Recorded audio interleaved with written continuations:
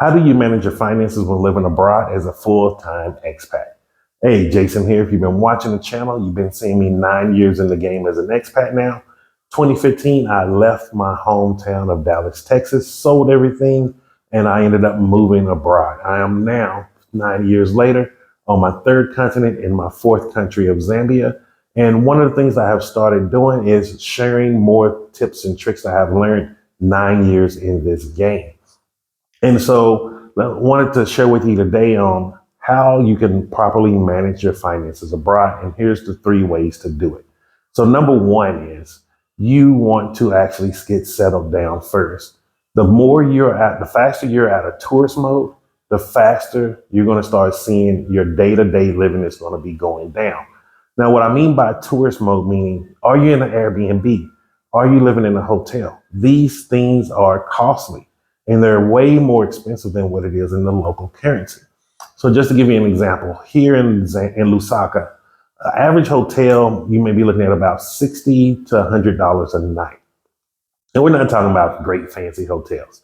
Your average Airbnb month, you may be looking anywhere from 600 to 1,000 US dollars a month. However, if you're renting locally here, you may be looking anywhere from 200 to 600 US dollars. Do you see the difference in the price? So like right now, I'm actually paying about 191 US dollars with the current exchange of 1 US dollar to 26 kwacha. Now that is a very different amount than living in an Airbnb or living in a hotel. And so these are the things that become crucial. And these are some of the things that make people have a hard time living abroad because they're thinking like, oh man, it's not that cheap to live there like I thought. And a lot of people think Africa is very expensive. And the truth is they never got out of tourist mode. So they're using the attractions that are only targeting tourists. If you're finding your place of living using the internet, you are not getting the real price of what locals pay.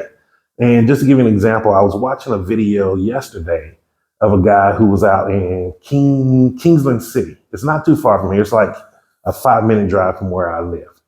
He was paying, it was crazy, about 400 US dollars a week. 400 US dollars a week. And it was a 2-bedroom place. And yes, it was 2-story. Yes, it's nice. It's in a gated community. I live on a gated compound myself. And I pay 191 US dollars a month. When I saw that he was paying $1,200 a month, I was like, you're getting ripped off, guy. Like, it's not even funny anymore. Like, that is what stops a lot of people from being able to live in certain places long term. And especially if you're really serious about this expat life, you have to get into the local currency as soon as possible. So first thing you want to do is get settled in.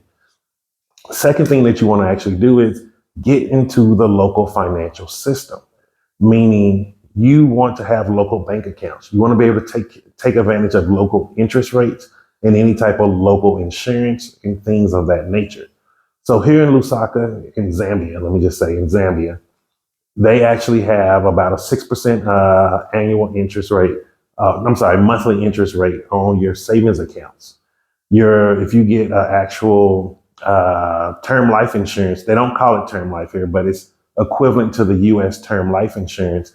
And they do it in the quickest you can mature it is in 5 years. And that gives you 11.6 annual interest rate that is compounding each year.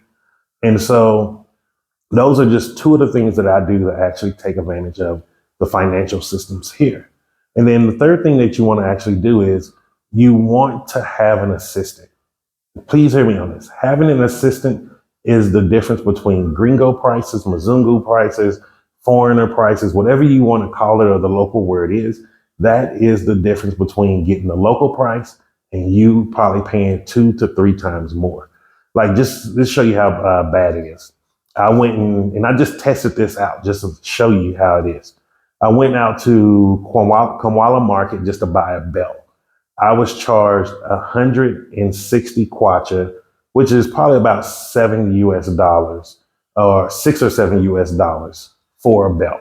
Nice quality, good fabric. It was a Jeep belt. That same belt, when I had my assistant to go get it, it was 40 kwacha.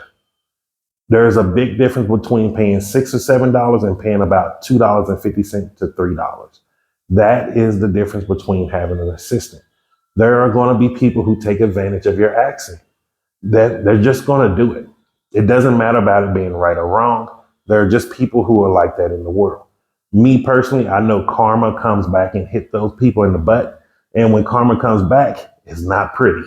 But do you want to be dealing with that on a daily basis? Do you want to be getting overcharged on everything on a daily basis just because of your accent? And a lot of times these people do not understand business. You know what I mean by that is if they give you the real price, they don't understand you will keep coming back. So like where I go buy my tennis shoes from, and he actually texted me today because he had a pair and it might be my size. The reason why I use this guy is because he gave me the original prices. I pay about 17 to 21 US dollars per tennis shoes. And yes, they're knockoff Jordans. They're good quality and they're comfortable. And he makes sure that if there's any problem with the shoes, I can just take them back, exchange them out for a new pair. Like that is the difference between someone who is honest and someone who's not. So like the place that ripped me off with the belts, I would never go there again. Like I wouldn't go there and shop again, even though I'm still in the market of looking for new belts. I will go find another place or have my assistant go. And like, you don't want to be putting yourself in stressful situations when you're moving abroad. And one of the biggest stressors is going to be finances. Like a lot of people don't understand, like when you leave everything you knew, it's scary if you mess up your money. It's scary if you run out of money every month. You're not trying to be overseas and not have enough money to last. And so because of that, you really need to be mindful of your expenses and know how to budget your money while living abroad. And so if you have any questions or comments, leave them down below in the comment box. I will get back to them as soon as possible. And if you're a full-time expat and you have anything to add to this, you've been doing this journey also like me, and maybe you have found some other ways that actually cut savings and help people manage their money, leave it down below. One of the things that we have to start understanding is not about competition. Jason is not the only expat in the world. Jason don't know everything about living abroad. You may have been at this longer. You may have had a different experience. So let's do collaboration. Let's collaborate. Leave your comments down below and leave some information that can help the next person. Because the same way as I'm enjoying this expat life, you're enjoying this expat life, let's help them enjoy this expat life also. And so just remember this, I'm Jason, and success is simple once you know how.